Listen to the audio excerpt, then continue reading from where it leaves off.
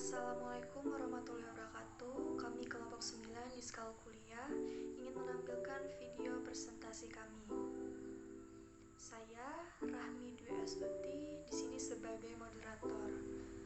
Selanjutnya, pengertian di Skal Kuliah akan dibacakan oleh Saudari Rahmat dan Nursalis. Ciri-ciri di Skal Kuliah akan dibacakan oleh Saudari Sri Herliani.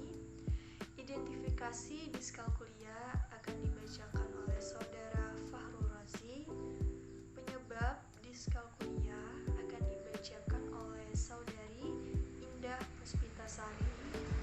Cara penanganan di Skal Kuliah akan dibacakan oleh Saudari Firda.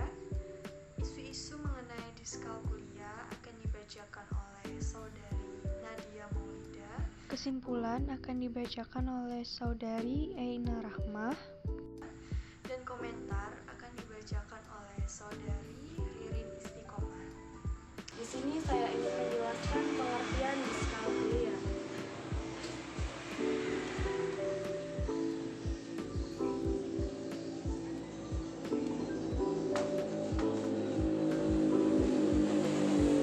Apa itu di Skal Kuliah?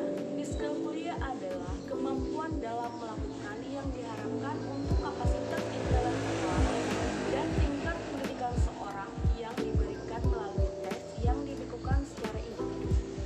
Adapun menurut Muhammad 2008, di Skal Kuliah adalah masalah yang memberi dampak terhadap operasi penjumlahan dalam matematika dasar. Apabila anak menghadapi masalah matematika pada tingkat yang serius, dia dapat dikatakan mengalami masalah di Skal Kuliah. Yang dimaksud masalah dalam masalah matematika dasar atau operasi seperti penjumlahan, pengurangan, dan simbol matematika atau tabel dalam matematika atau tabel dalam perkalian. Ciri-ciri penderita di Skal Kuliah menurut Blender DKK 2004 terbagi menjadi dua. Yang pertama, kesulitan dalam mempelajari dan mengingat fakta-fakta aritmatika seperti makna dan sifat simbol angka perbandingan, deret, dan lainnya. Yang kedua, kesulitan dalam melaksanakan prosedur perhitungan.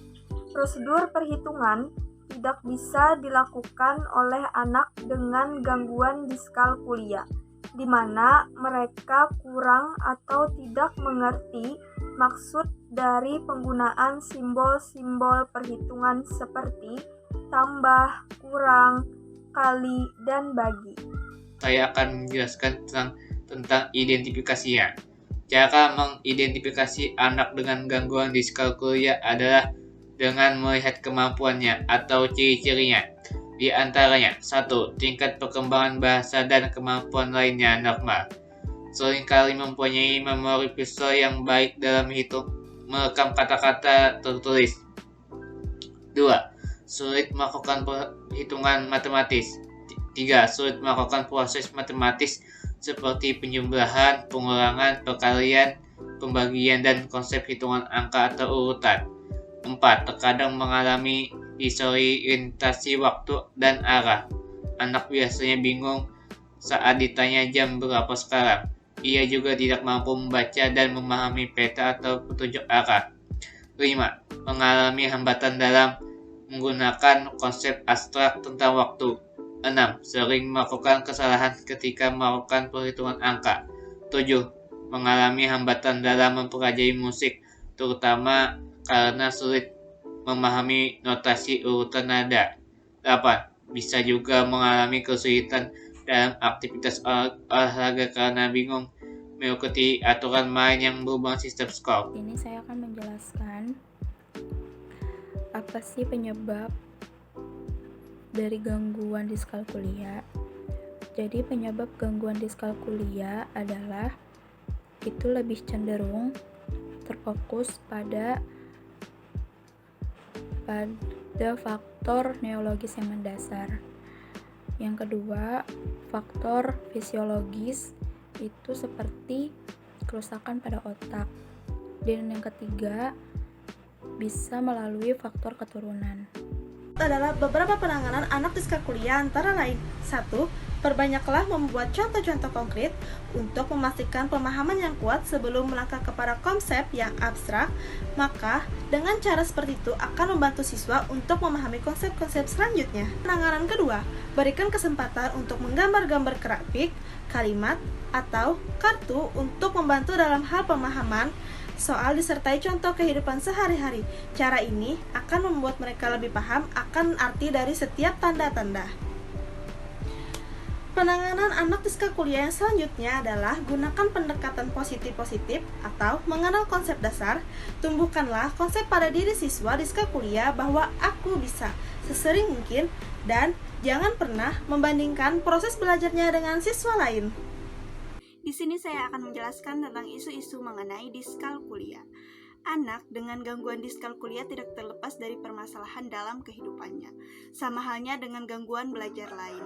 Diskalkulia cenderung menjadi gangguan kronis yang selanjutnya mempengaruhi perkembangan sampai masa dewasa.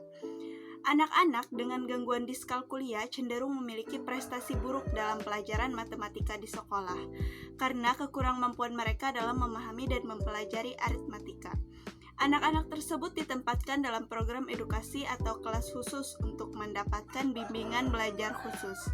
Selain itu, anak dengan gangguan diskalkulia sering mengalami masalah seperti ejekan, penolakan, dan pelabelan sebagai anak bodoh oleh teman sebaya dan guru.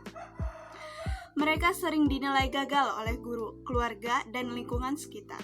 Tidak mengherankan bahwa sebagian besar dari mereka mengembangkan ekspektasi yang rendah dan bermasalah dengan self-esteem. Berdasarkan dari sebuah artikel seorang dokter spesialis anak, seorang anak dengan diskalkulia dapat disertai pula dengan disleksia atau kesulitan belajar membaca, mengeja, dan menulis yang dijumpai pada anak dengan level inteligensi normal atau pada anak-anak cerdas. Namun, tidak serta-merta pula bahwa seluruh anak dengan gangguan diskalkulia mengalami disleksia. Menurut Stevens, banyak anak disleksia yang jenius dalam bidang matematika. Berbeda dengan Miles, yang menyatakan bahwa sebagian besar penyandang disleksia mengalami diskalkulia. Jadi di sini saya ingin menyimpulkan materi kami tentang diskalkulia. Diskalkulia merupakan gangguan belajar pada keterampilan matematika seperti mempelajari dan mengingat fakta aritmatika. Adapun ciri-ciri dari diskalkulia adalah: pertama, sulit menjumlahkan dan menghitung; kedua, lebih sering menghafal; ketiga, sulit mengasosiasikan simbol auditorik dan visual; keempat, proses penglihatan dan visual lemah; kelima, bingung membedakan dua angka yang bentuknya hampir sama; keenam, sulit memahami konsep waktu dan arah; ketujuh, salah menyebut nama orang; kedelapan, memberikan jawaban yang berubah-ubah; kesembilan, sulit membaca angka pada jam atau sulit menentukan lokasi; dan yang terakhir, sulit memahami not-not musik.